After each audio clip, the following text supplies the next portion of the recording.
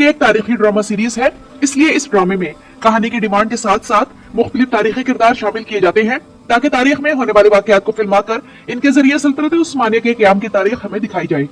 क्योंकि ये बात हमें भी मालूम है कि ये एक तारीखी डॉक्यूमेंट्री नहीं जिसमें सब कुछ तारीख के मुताबिक हो, बल्कि एक ड्रामा सीरीज है जिसमें मद्दाहों और नाजरीन के लिए तारीखी वाकयात को दिलचस्प बनाने के लिए मुख्तलिफ तारीखी वाकयात और तारीखी किरदार शामिल किए जाते हैं, जिनमें कुछ असल तारीखी किरदार भी होते हैं और कुछ फर्जी वाकयात या फर्जी तारीखी किरदार भी होते हैं। तो अब जबकि कुरैश उस्मान के सीजन 4 में सल्जूकी सल्तनत का ज़वाल दिखाया जा रहा है, तो इसी हिसाब से नए किरदार भी लाए जा रहे हैं और इन्हीं किरदारों में एक मंगोल कमांडर नाइमान भी है जिसकी किस्त नंबर 115 से एंट्री होने जा रही है। और इसीलिए कुरैश उस्मान के मद्दाहों को तजस्सुस है कि ये मंगोल कमांडर नाइमान कौन है, इस किरदार की तारीखी अहमियत क्या है और क्या कमांडर नाइमान का कोई शख्स है जो कि सल्तनत उस्मानिया के दौर में मौजूद था। तो नाज़रीन इकराम, आज की वीडियो इसी हवाले से है और आज की वीडियो में आप लोगों को कमांडर नाइमान की मुकम्मल तारीख जानने को मिलेगी।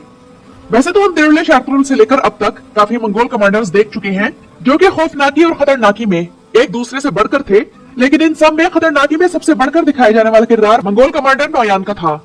जिसकी तारीखी अहमियत भी थी। इसके अलावा आलिनजक, आरिक बुका, कारा शमान तोगाए, बालगाए, सेबताए, जेबे नोयान, जैरकोताए, बोके, तुंगुत और कोंगर वगैरह भी शामिल है। लेकिन इन सब के मुतालिक एक दिलचस्प तारीखी हकीकत आप लोगों को ये बता दूं कि इनमें से अक्सर नाम किसी शख्स के नाम नहीं बल्कि ये मंगोल फौज में किसी ओहदे के नाम थे जो कि इन किरदारों को दे दिए गए। बाकी मंगोलों को उसी तरह खतरनाक दिखाया गया जैसे कि वो तारीख में थे। तो नाज़रीन इकराम, अब जबकि हम जानते हैं कि तारीख में उस्मानियों की मंगोलों के साथ कशमकश का सबूत तारीख से भी मिलता है, तो इसी हिसाब से कमांडर नाइमान के पीछे भी एक मुकम्मल तारीख है और वो इस तरह कि नाइमान असल में एक मंगोल कबीले का नाम है जो कि उस्मानियों की रियासत कायम करने से भी पहले से मंगोलिया में आबाद था। और आज की वीडियो में हम लोग जानेंगे कि नाइमान कौन थे और उस तुर्कों से इनका क्या ताल्लुक था, नाइमान का मतलब क्या है, नाइमान मुसलमानों के सख्त दुश्मन क्यों थे और दुनिया पर हुकूमत करने का जो ख्वाब चंगेज खान ने देखा था तो उसकी राह में नाइमान सबसे बड़ी रुकावट क्यों थे और चंगेज खान ने इस रुकावट को कैसे खत्म किया। अगरचे इनके बारे में ये मालूम नहीं कि असल में ये कबीला कहाँ से ताल्लुक रखता है, लेकिन इनके बारे में ये अंदाजा लगाया जाता है कि ये कबीला तुर्क बाशिंदों का था, क्योंकि इस कबीले में तुर्क जुबान बोली जाती थी और यह कबीला कदीम दौर में जो मुल्क आज काजाकिस्तान कहलाता है इसके शुमाल मगरबी इलाके में आबाद था जो कि उस वक्त मंगोलिया में शामिल था। नाज़रीन इकराम, 12वीं सदी में मंगोलों का सोशल सिस्टम तुर्कों की तरह बरादरियों और कबीलों पर मुश्तमिल था। ये अपने खूनी रिश्तों के साथ छोटी या बड़ी बरादरी बनाकर रहा करते थे और इनमें चंद छोटी बरादरियां ऐसी थीं जो कि बाद में बड़े बड़े कबीलों में बदल गईं, जिनमें टाटा, टाआई, सीहाइबू, केलाई, नाइमान और मायारजी शामिल है। और नाज़रीन इकराम, इन कबीलों में फिर नाइमान वो कबीला था जिसने बाद में अपनी एक छोटी सी रियासत भी कायम की। रियासत नाइमान की सरहदें कारा खताई रियासत से मिलती थी और इनके दरमियान आपस में सफारती और सियासी ताल्लुकात भी कायम थे। बहुत से तारीख दानों का एक ग्रुप नाइमान कबीले को औस तुर्कों के जो 8 कबीले थे इनमें से एक शुमार करता है, जबकि नाइमान जो कि मंगोल जुबान का लफ्ज है इसका अपना मतलब भी 8 ही है। लेकिन चूंकि इनके नाम और जुबान तुर्कों वाले थे तो हम ये कह सकते हैं कि नाइमान कबीला मंगोल तुर्कों का कबीला था, क्योंकि ये तुर्की के साथ मंगोल जुबान भी बोलते थे, बिल्कुल उसी तरह जिस तरह योगर और कारा खताई दोनों जुबानें बोलते थे। तो नाज़रीन इकराम, नाइमान कबीले के मुतालिक ये अहम तारीखी हकीकत आप लोग जान ही चुके हैं कि चंगेज खान के दौर में नाइमान एक छोटी मोटी रियासत थी जिसकी उस खित्ते में अपनी एक मजबूत फौज थी और 12वीं सदी के इख्तिताम तक ये सूरत हाल थी कि मंगोलों से ज्यादा नाइमान की तादाद थी।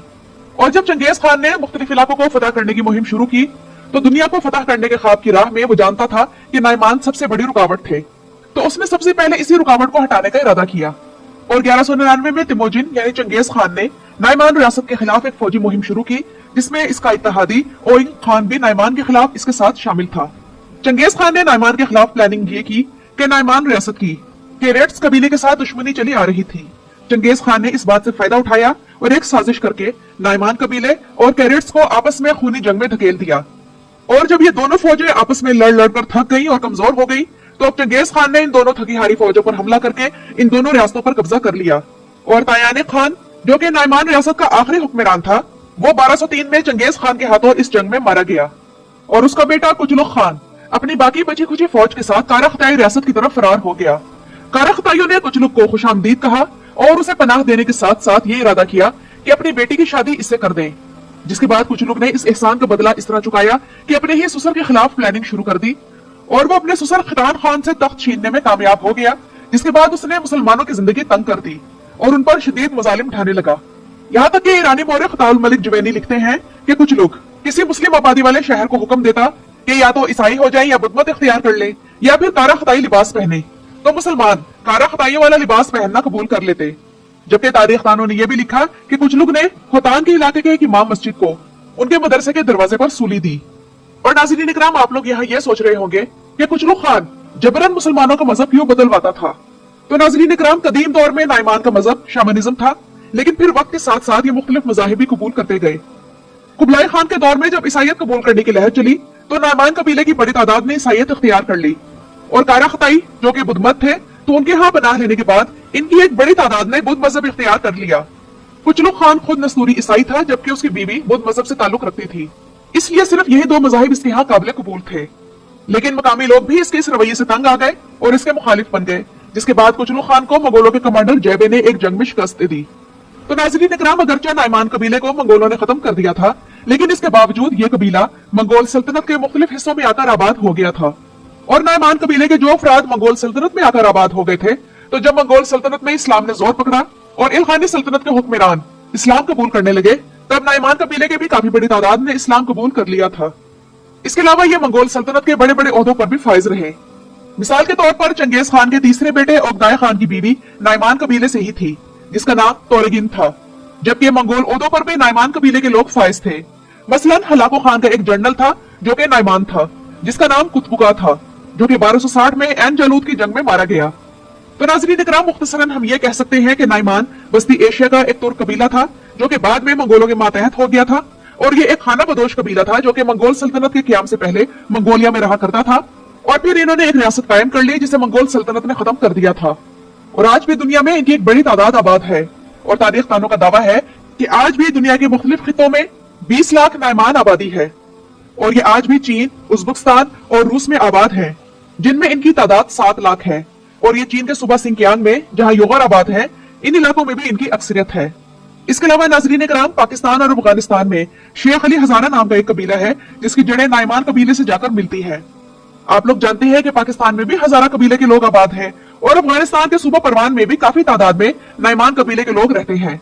तो नाज़रीन इकराम, चूंकि इस तुर्क मंगोल कबीले का एक शानदार माजी है और तारीख में इसकी काफी अहमियत भी है, तो इसलिए महमद बोजदैक ने जिस तरह मंगोल कमांडर फौज में जिन ओहदों पर थे, तो वही नाम देकर इन्हें दिरुल शातरुल और कुरुल शुस्मान में शामिल किया। तो इसी तरह अब की बार एक तुर्क मंगोल कबीले के नाम पर एक मंगोल कमांडर को कुरुल शुस्मान में शामिल किया जा रहा है, ताकि इस तरह कुरुल शुस्मान के नाजरीन को इस कबीले की तारीख मालूम हो सके। तो नाजरीन इकराम, आज की वीडियो में मैंने आप लोगों को नाइमान नाम का मतलब क्या है और इस कबीले की मुकम्मल तारीख क्या है, और महमद बोजदैक ने क्यों नाइमान नाम के एक शख्स को कुरुल शुस्मान में एक अहम किरदार देकर शामिल किया है, इस बारे में तमाम मालूमात दे दी है। तो आप लोगों को आज की वीडियो कैसी लगी मुझे कमेंट्स में जरूर बताइएगा। वीडियो देखने के लिए आप लोगों का शुक्रिया।